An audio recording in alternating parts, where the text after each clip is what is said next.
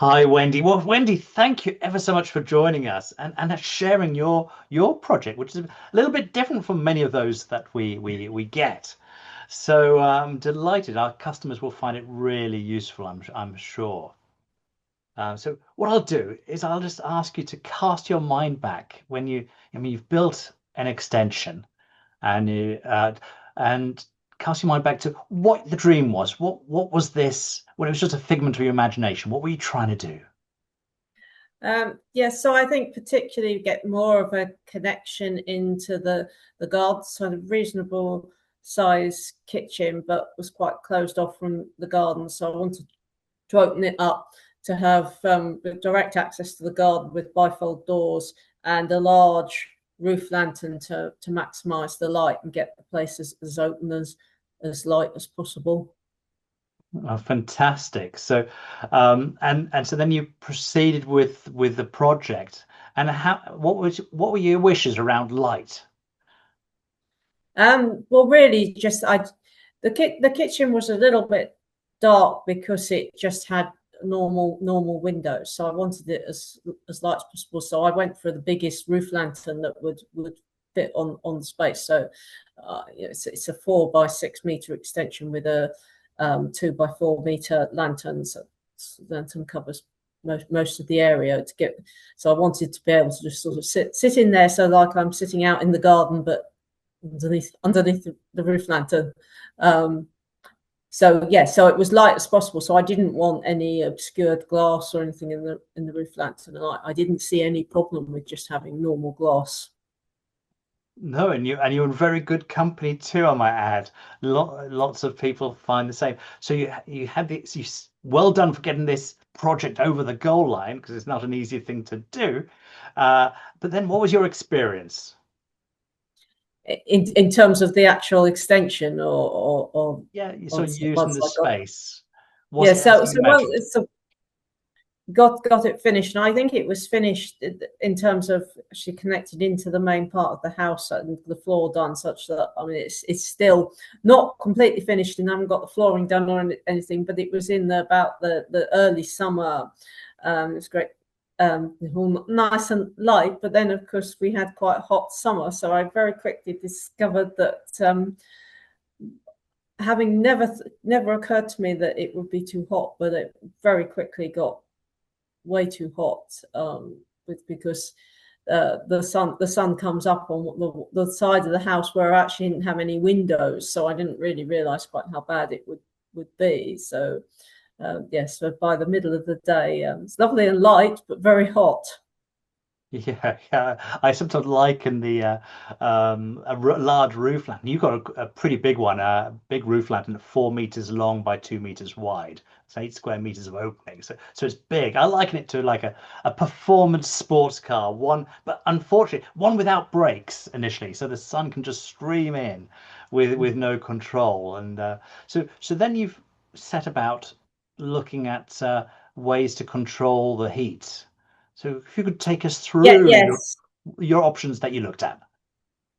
Yeah, so I, this one always does the looked on, started doing searches on internet and looked, well, I need a blind, looked at various different um, options. So I know a lot of uses sort of open honeycomb type fabric, which didn't. I suppose I was looking for something that was quite robust, so I didn't look very robust. And then I noticed the window treat ones, which looked like a much stronger fabric just from what I could read about them.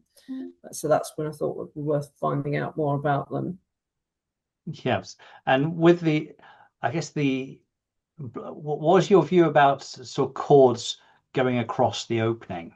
Did you mind the cons? Because a lot of blinds have cords cross and some don't. Yeah, no, no. So I definitely wanted the so I didn't even look at ones that have got a lot of cords. No, it's the fact that you can open it without any and close it without any obvious cords or anything was definitely something that I wanted. I was looking for something that was going to be as unobtrusive as possible and not uh, detract from the original vision of the open lantern. Mm. And it's no surprise to our customers. We sell lots of blinds, but including honeycomb from as well. But with a honeycomb system, we would always put cords across, even though it's feasible not to, simply because the fabric will start to, the nature of the fabric will start to stretch and hang lower. It needs the cords, so we would never sell one this size without cords across it. So you went for a roller blind solution in the end. And did you shop around? What was your process? Um, well, I looked. To be honest, I just I did quite a lot of looking on the internet and thought, well, I definitely, as you say, I definitely didn't want something with a lot of chords. I did look at the other more um, sort of the different type, the honeycomb type systems, which somewhat different mechanism. But I thought that this looked more robust. Um, and I mean, as such, I think I just decided that was probably going to be the best option. And I was interested by when I saw about the different fabrics um, that you have, and the fact that they look quite robust fabrics, and then particularly the fact that you do this acoustic fabric. And that's really interesting. You've talked about robust fabrics, and we call them dynamically stable fabrics because across 8 square meters of roof lantern, it needs to last the distance. In 10 years' time, it needs to be looking great. And a lot of fabrics do struggle to go horizontally under tension, and they can stretch. They get what I call a smiley face syndrome in them, like a crescent shape for stretching eventually, which is no good at all, especially when you're making an investment like this. But you mentioned acoustic fabric, and this is something we've been leaning into for the last year. And what led you to lean into an acoustic fabric? So I have very severe hearing loss, which obviously not too bad with hearing aids, but I struggle in rooms with a lot of reverberation. So anything with a lot of hard surfaces and a lot of open space was quite difficult for me. So the fact that I noticed this acoustic fabric that had the sound absorption properties that seemed interesting. And the fact I think gave me some statistics on what the sound absorption of the fabric is. So it certainly seemed worth trying. I mean, when I got the sample of the fabric, there wasn't, it looked like a perfectly normal, nice fabric. There wasn't anything sort of odd about it because of the sound absorption properties. So that's why I decided to go for that. Yeah. Yeah, no, absolutely. And it's you mentioned reverberations. It sort of knocks out this sort of echo that you get. So, which is particularly useful where the sound might echo back from one surface and then off another surface in with a delay by the time it gets back to you, which can be very frustrating. So this helps immensely with reducing the echoes in rooms wherever it's put. Um, and you went for a jasmine white one. Fantastic at solar heat rejection because it reflects, I think it's something like 70 something percent of the solar energy back towards your roof lantern. Yes. I wanted to keep the light color, so something and maximize the amount of light that was still going to get through the blind. So that, and the jasmine is just a slightly off white, which goes well with the color of the paintwork on the walls. Yeah, and can I ask, has it done? I mean, we've had a hot summer, heat waves, and it certainly even I would never have imagined a couple of decades ago that England would be so warm, with 30-degree plus temperatures heading towards 40. But has it done the job?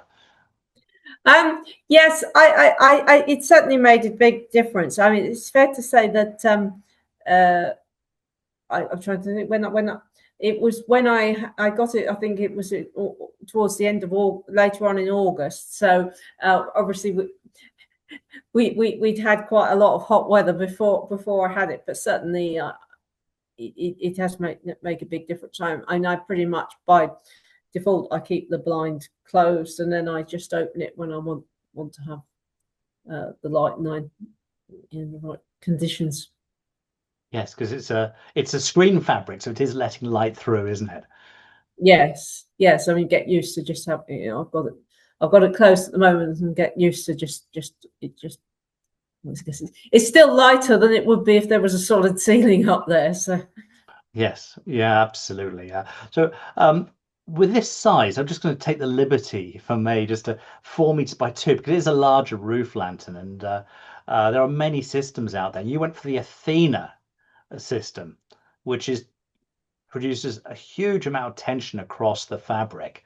It's actually about 30 kilos of tension across the fabric, whereas most systems that our customers could shop around and find on the internet would be about 8 kilos of tension across it.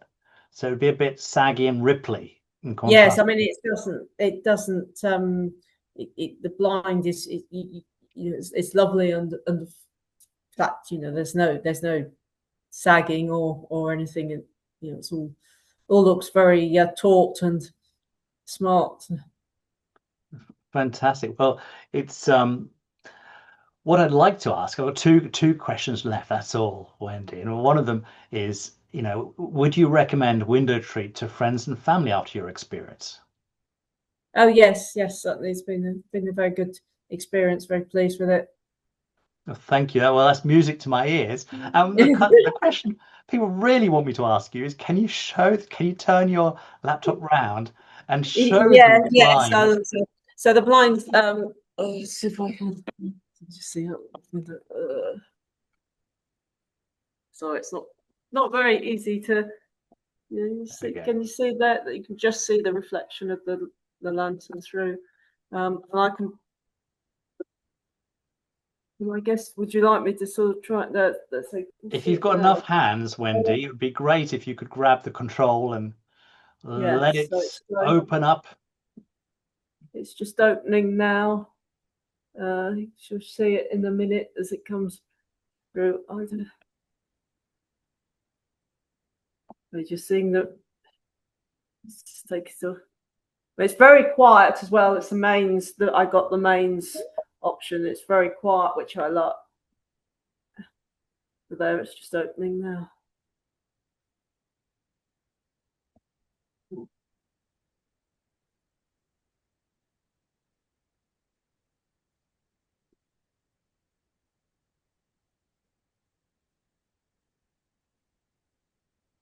It's quite a large lantern, so it takes a while to open and close.